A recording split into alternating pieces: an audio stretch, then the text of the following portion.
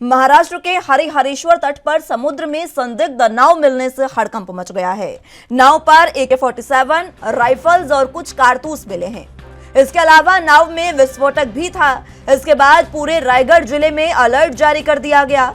मौके पर पहुंची पुलिस टीम ने हथियारों को जब्त कर जांच शुरू कर दी है। स्थानीय पुलिस के मुताबिक एक नाव हरिहरेश्वर बीच पर मिली है। उसके अलावा भरतखोल में एक लाइव बोट मिली है।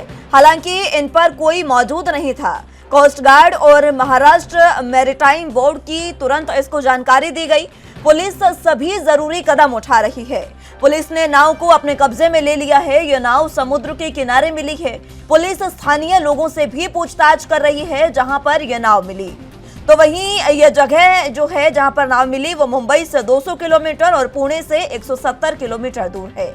इसी कड़ी में रायगढ़ के SP अशोक दूधे ने हरिहरेश्वर तट पर नाव में AK-47 मिलने की पुष्टि की।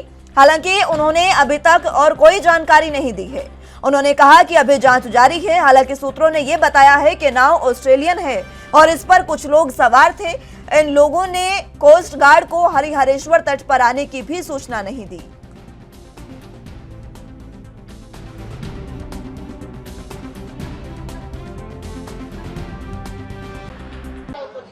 जी देखिए, हमारी जो कोस्ट लाइन है उसकी सिक्योरिटी बहुत इम्पोर्टेंट है। इसीलिए मैं जब इस डिपार्टमेंट का राज्य मंत्री था तो मैंने इसके लिए एक स्पेशल फंड सैंक्शन किया था, जहाँ पे 6 बहुत ही स्पीड वाली बोट आने वाली थी जो 7-7 दिन तक समुद्र में रह सकती है। उसमें पूरा पुलिस फोर्स वेल इक्विप्ड, जिसके पास पूरे वेपन्स रहेंगे, वो उसको देखने वाले थे। लेकिन बीच में 2.5 साल में इस डिपार्टमेंट को मैंने 3 बार होम मिनिस्टर साहब से मुलाकात की थी। उनको इसके बारे में रिमाइंड किया था। फिर भी अभी तक ये बोट आई हुई नहीं है। तो जल्दी से जल्दी आनी चाहिए और हमारे जो किनारे हैं वो सिक्योर्ड होनी चाहिए। हाँ, बिल्कुल सतर्कता तो होनी चाहिए। ये तो कोऑर्डिनेशन रहता है सेंट्रल एजेंसीज और स्टेट एजेंसीज की। पूरी तरह से सब यंत्रणा सक्रिय हो गई।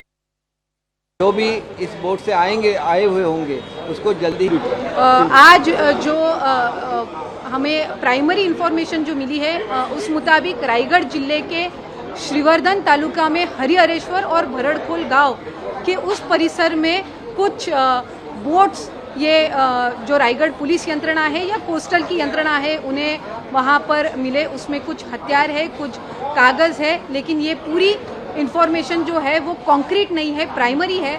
अभी वहां पर जो भी इंक्वायरी शुरू है वो लोकल जो पुलिस की टीम है या फिर रायगढ़ की पुलिस टीम है उनकी तरफ से हो रही है। मैंने यहाँ पर सम्मानीय राज्य के मुख्यमंत्री महोदय और उप मुख्यमंत्री महोदय उनसे रिक्वेस्ट की है और उनसे यहाँ पर हमने डिमांड की है कि इसमें ATS की या फिर स्टेट एजेंसी की एक स्पेशल टीम अपॉइंट होनी चाहिए। अर्जेंट बेसिस पे इस पूरे मामले की इंक्वायरी होनी चाहिए। और दूसरी बात जो है वो नागरिकों की सुरक्षा है।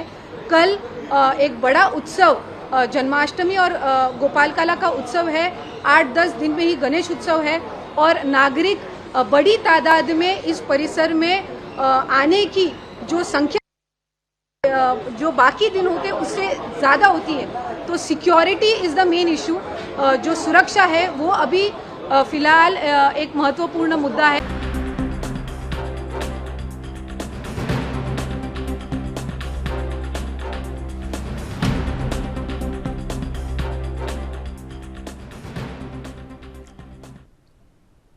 इस खबर पर ज्यादा जानकारी के लिए मुंबई से संवाददाता सत्यप्रकाश सोनी हमारे साथ मौजूद हैं। सत्यप्रकाश, फिलहाल जिस तरीके से एक संदिग्ध नाव जो मिली है उस नाव को लेकर बताया जा रहा है कि ऑस्ट्रेलियन ये नाव थी जिसमें कुछ लोग सवार भी थे। हालांकि कोस्ट गार्ड जो है वो ये जानकारी दे रहे हैं कि यहाँ पर इस नाव में कोई सवार नहीं था। क्या कुछ अहम जानकारी? बिल्कुल मुस्कान जी, देखिए मुंबई महाराष्ट्र में कल दही हंडी का त्योहार है, बड़ा त्योहार माना जाता है। ऐसे में इस तरह की चूक होना सरकारी एजेंसी के लिए बड़ी चुनौती है। हालांकि ATS और सिटी पुलिस को अलर्ट मोड पर रखा गया है। अब तमाम केंद्रीय एजेंसियां भी इस पूरे मामले में नजर रखी हुई हैं। फिलहाल जिस तरह से हरिहरेश्वर घाट पर जो है एक इस तरह का संदिग्ध वोट मिलता और उस वोट के अंदर AK-47 मिलना एक बड़ी बात हो जाती है। ऐसे समय में जब महाराष्ट्र में एक बड़ा त्योहार का आगाज हो रहा है, तमाम लोग जो है शहर के अलग अलग इलाकों से मुंबई महाराष्ट्र में आते हैं।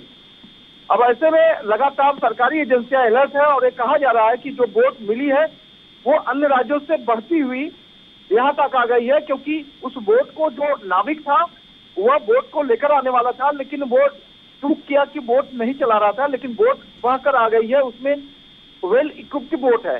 तो इसको लेकर खुद विधान भवन में डिप्यूटी सीएम देवेंद्र फडणवीस ने सफाई दी है कि यह वोट जो है कोई अज्ञात नहीं है, बल्कि यह जो वोट आई है दूसरे राज्य से बहकर आई है और ऐसे में ये वोट में वेल इक्विप्ड रहता है, किसी ने सत्य प्रकाश, जिस तरीके से अभी त्योहारों का समय है, कल जन्माष्टमी का त्योहार है और उसके बाद गणेश चतुर्थी का भी त्योहार होगा, लगातार भीड़ जो है वो महाराष्ट्र में और मुंबई में खासकर जुटेगी। अब इसको लेकर ये कयास भी लगाए जा रहे हैं कि 26/11 जैसा जो साजिश थी वो एक बार फिर से यहाँ पर करने की कोशिश हो सकती थी। बिल्कुल मुस्कान जी, देखिए इससे निकाला नहीं जा सकता, क्योंकि महाराष्ट्र में 2 दिन का त्योहार है और बड़ा त्योहार माना जाता है। इस त्योहार के बीच में इस तरह की सुरक्षा चूक होना जाहिर तौर पर लोगों के लिए सवालिया निशान खड़ा करता है, लेकिन सरकारी यंत्रणा अभी इस बात से बिल्कुल अनभिज्ञ है कि इस तरह की कोई आतंकी गतिविधियों से इनकार नहीं किया जा सकता। फिलहाल इस पूरे मामले की जांच की जा रही है, लेकिन जो AK-47 जब्त किया गया है वो किसके थे, कहाँ से आए थे और किसके जरिए लाए गए थे, इसकी जानकारी निकाली जा रही है। लेकिन ये जरूर बात सही है कि नाव में ही AK-47 का जो बॉक्स मिला है, हालांकि कुछ लाइव जिंदा कारतूस भी मिले हैं, इसकी भी जानकारी निकालने की कोशिश जो है सुरक्षा यंत्रणा निकाल रही है। सत्य प्रकाश, क्या और कुछ जानकारी पुलिस की ओर से मिल पाई है? इसको लेकर किस तरह की ये कार्रवाई की जा रही है? क्या टेरर एंगल से इसकी जांच की जा रही है? क्या कुछ अभी तक खुलासा हुआ?